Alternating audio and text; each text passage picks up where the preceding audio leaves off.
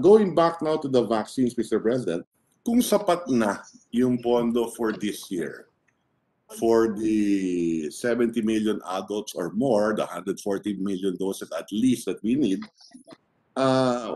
is there a need to prepay for vaccines next year? Like, for example, the booster shots? Could we hear from Secretary Galvez or Secretary Duque? Hindi ba kinakailangan advance payment tayo for vaccines next year? O di kaya pang booster shot next year, halimbawa? Sir, we are looking at that possibility that in case that we will have some sort of savings, we can front load already for the next year, so that we will have a continuing program in the first quarter of 2021. As So we have, yes, sir, we agree po, sir. Yeah, Secretary, that we might need those resources, no, for that purpose, no?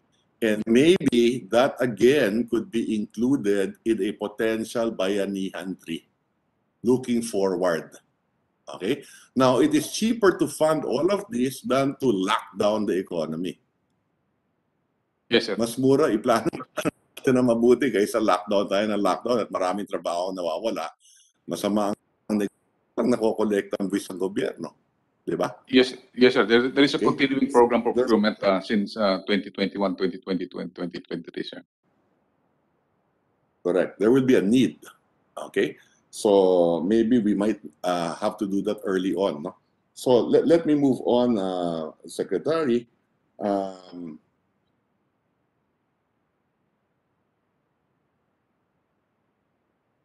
I noticed in the budget presentation earlier also, the budget for Bayanihan 1, 2, and some found in the regular funds for GAA 2021 is 660 billion.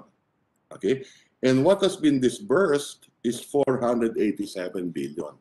So may mga 170 billion pang hindi nare-release. What is the 170 billion that has not been released, Secretary?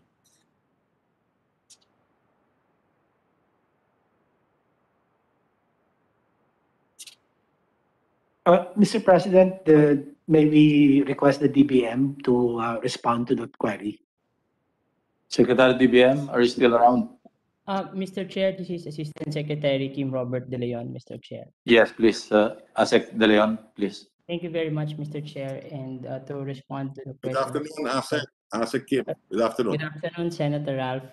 To respond to your question po, I confirm that based on the report, out of the total of 660.5 billion pesos allotments issued for COVID response, this includes Bayanihan 1, 2, and regular funds, our disbursement is still 487.19 billion po. So the variance represents projects, activities, and programs which are not yet due and demandable. That is why hindi pa po nadi-disperse ng respective agencies o hindi pa nababayaran ng respective agencies po yung kanilang respective obligations. So as soon as these goods and or services are delivered and rendered, this will be paid by the respective agencies, and ito naman po cash allocation lang po ang nire-release na lang natin so that the agencies can pay for such obligations. Okay. So what you're saying is that medyo mabagal yung mga department in implementation na po ito. Yes po, Mr. Chair, Mr. President. Okay. Now, you know, I'm also concerned, Asec Kim, Senate President. Now, wherever I go today in Metro Manila or even in the province when I go home during weekends, no, marami ako nakikita mga tao sa kalsada humihingi ng pera. And that's why in the Bayanihan 1, Bayanihan 2, marami tayong relief o ayuda na ibinigay sa ating mga kababayan. Does government have a program today to assist these people in the streets asking for money?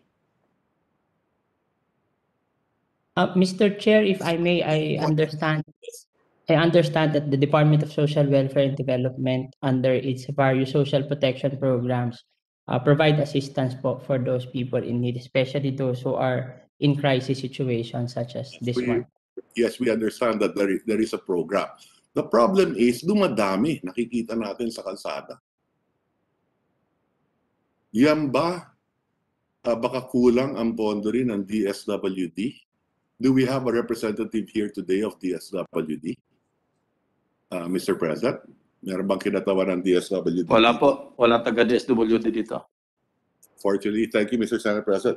The point I'm trying to drive at, Mr. President, if there is a need for Bayanihan 3, then a third component will probably be relief again to families, no? Or maybe at least those in crisis situation, yung nakikita natin sa mga kalsada ngayon, dumadami yan kahit saan ka pumunta. So palagay ko dapat meron response din ng ating pamaraan dyan, dahil kung hindi, baka maging laganap ang krimen dito sa ating bansa. Pag gutom ang tao,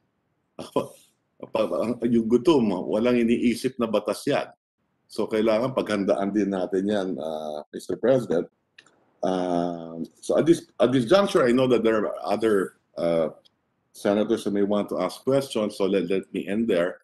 Let me thank the Senate President, our colleagues, and to all our resource persons for being with us today. Maraming salamat, Secretary. Thank you. Sani, Maraming thank you for salamat your din, Lodi informative. Senator Ralph.